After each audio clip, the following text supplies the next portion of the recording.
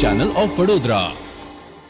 રાષ્ટ્રીય હાથીપગો નિર્મૂલન કાર્યક્રમને લઈને સામૂહિક આરોગ્ય કેન્દ્ર ખાતેથી જનજાગૃતિ અભિયાન રેલી યોજાઈ હતી।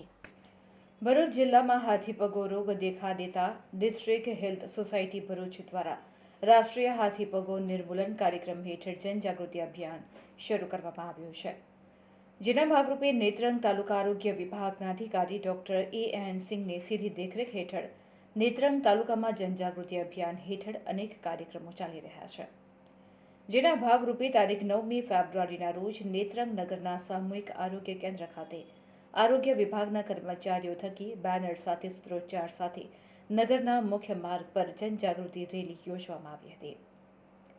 આ રેલીમાં ડોક્ટર નિલેશ પટેલ, ભરૂચ જિલ્લા મલેરિયા અધિકારી ડોક્ટર A.N. સિંઘ, તાલુકા આરોગ્ય અધિકારી ગણેશ વસાવા, સામાજિક આગેવાન બ્રિજેશ પટેલ, સંકેત પંચાલ સહિત મોટી સંખ્યામાં આરોગ્ય વિભાગના કર્મચારીઓ જોડાયા હતા। હાથીપગોના રોગ પોતાનું વિકરાળ પંજો વધુ ફેલાવે તે પહેલા જ આરોગ્ય વિભાગ તેને કાબૂમાં લેવા માટે સતત પગલાં ભરી રહ્યું છે। આ અભિયાન નેત્રંગ તાલુકામાં તમામ વિસ્તારમાં તારીખ 10 થી 12 ફેબ્રુઆરી દરમિયાન ચાલશે। હાથીપગોને અટકાવવા આરોગ્ય વિભાગના કર્મચારીઓની હાજરીમાં DEC અને આલ્બેન્ડાઝોલની દવાનો ડોઝ તાલુકાના તમામ ગામોમાં 3 દિવસ દરમિયાન આપવામાં આવશે। આમ જનતા આ દવાનો ડોઝ નિસંકોચ લે અને હાથીપગોનો આ ફેલાઈ રહેલા રોગથી સલામતી અપનાવે તેવી જાહેર અપીલ નેત્રંગ આરોગ્ય વિભાગ થકી કરવામાં આવી છે। નમસ્કાર।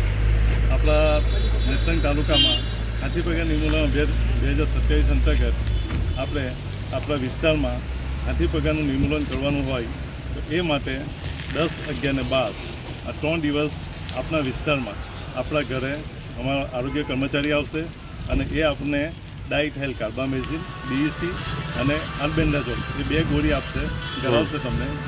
એ ગળવાની અમારી આપ સૌને નમ્ર અપીલ છે, કારણ કે ફક્ત એક આટલો ડોઝ લેવાથી પણ આપણે એ હાથીપગાનું નિર્મૂલન કરી શકીએ છીએ।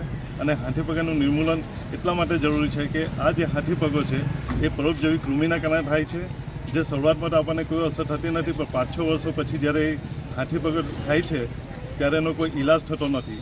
તો એટલા માટે જો આપણે આ એક જ ડોઝ ફરજિયાત લેવામાં આવે તો આપણે આનું નિર્મૂલન અટકાવી શકીએ।